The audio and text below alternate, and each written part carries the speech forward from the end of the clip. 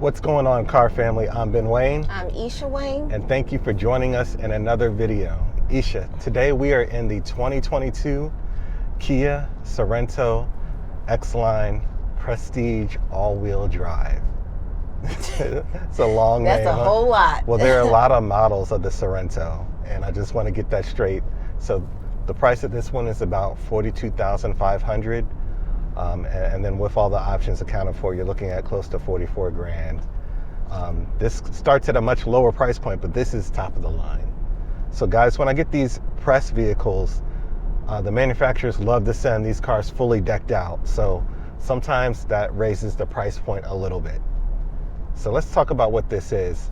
This is a 3-row SUV that I would say would be for a young family, right?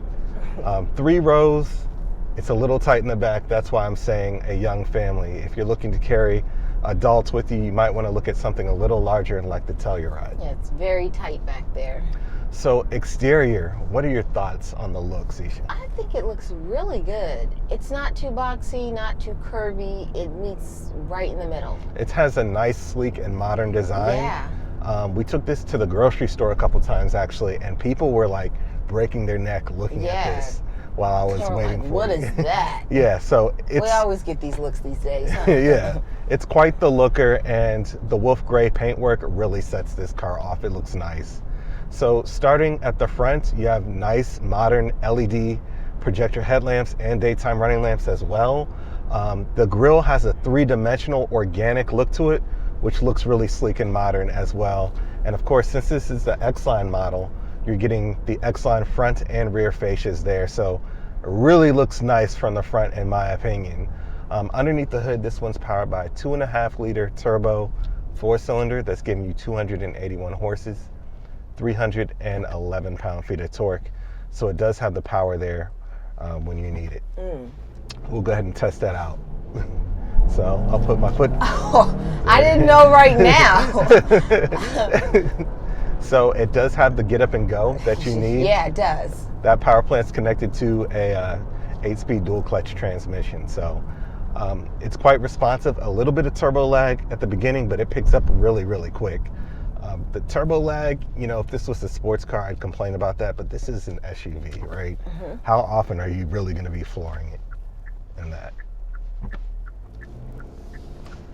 So, looking at the vehicle from the side profile, it has nice edges to it, and since this is the X-Line, you might notice you're getting an additional inch of ground clearance when compared to the standard Sorento. So you're looking at about 8.2 inches of ground clearance. This one does have beautiful 20-inch alloy wheels. I think wheels make and break the looks of a lot of SUVs these days. And the wheels on this one just really does the design justice. It looks really nice. What do you think about the side profile of this one from the exterior? I think it looks really good. I kind of feel like on the outside it looks bigger than what it truly is. It's a nice design overall. Yes, it's a beautiful design. Yeah. I mean, there was a time when SUVs really weren't even that cool, and now it's like, wow, yeah. I wish we had one of these. I have to have an SUV. Yeah, of course, you're an SUV person. So taking a look at the back, you do have LED tail lamps as standard, and then of course, you can raise the tailgate and drop the 3rd row to have decent storage in the back. Now with the 3rd row up, it's so tight that the headrests almost look like they're touching the rear glass, right? That's how tight that 3rd row is.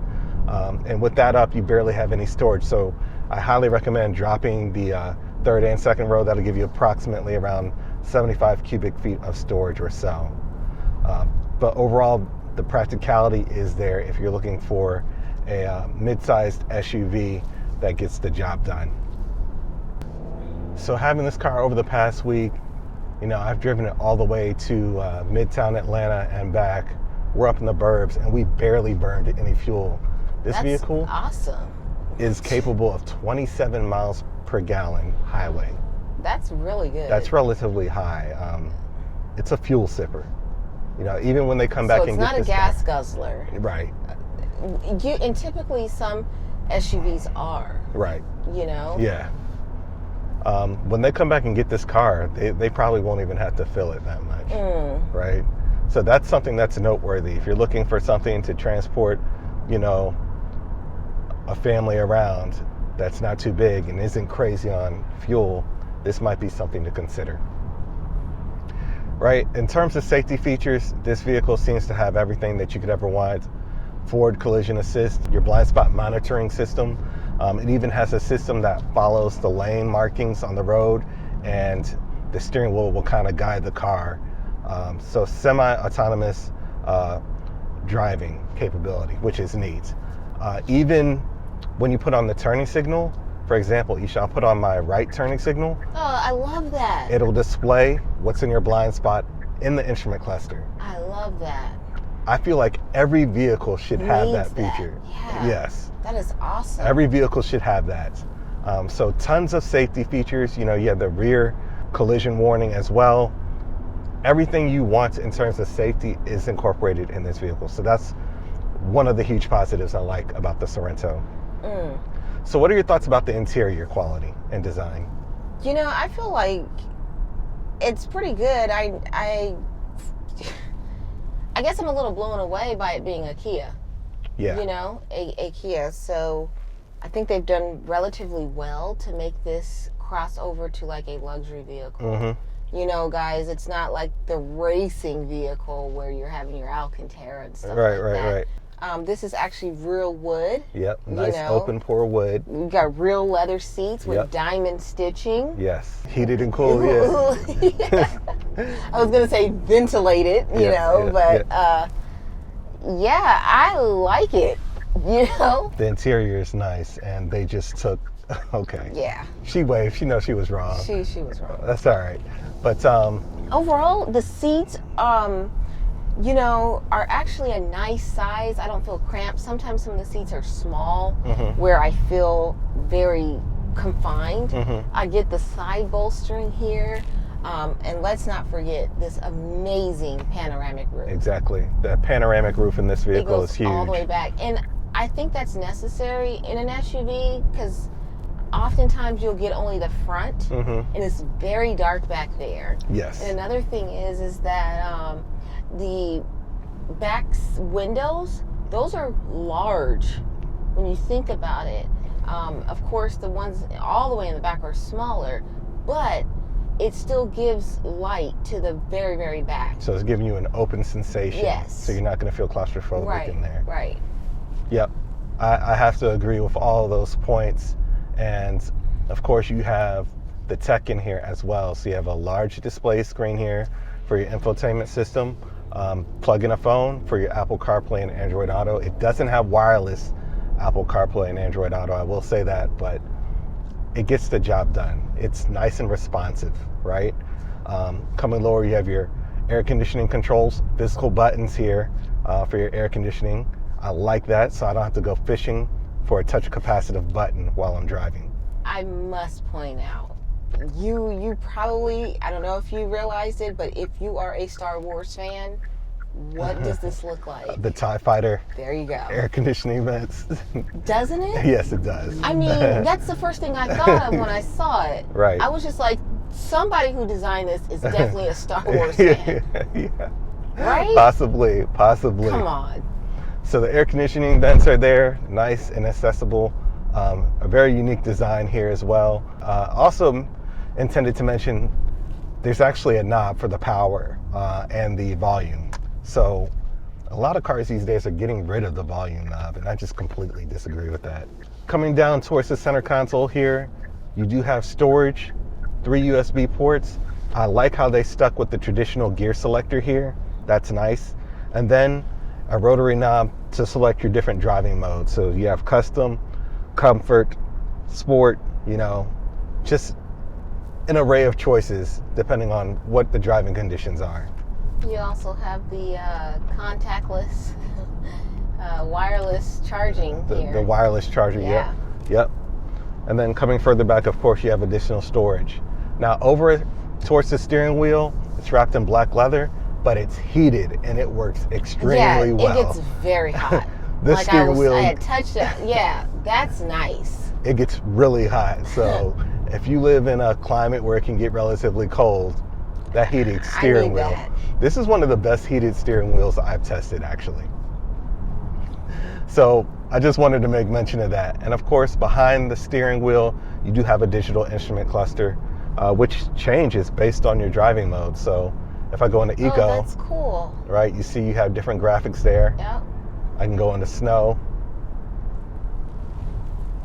So it changes the characteristics of the car a little bit. So that's pretty neat. Overall, the steering feels like what you would expect in an SUV. It's not too much slop in it. It doesn't feel too floaty. At the same time, it does feel like once you turn the wheel, you'll be going that direction without too much body roll. I hate how in some cars, like when we test drove the Tahoe, that thing is so big and you feel the weight of it when you take a turn. Yeah. You know, I feel like you're gonna roll over. Like the, it's not balanced. Exactly. It gives you that impression that you don't have a sense of confidence when taking a turn. And this, right, it's a completely different story, right?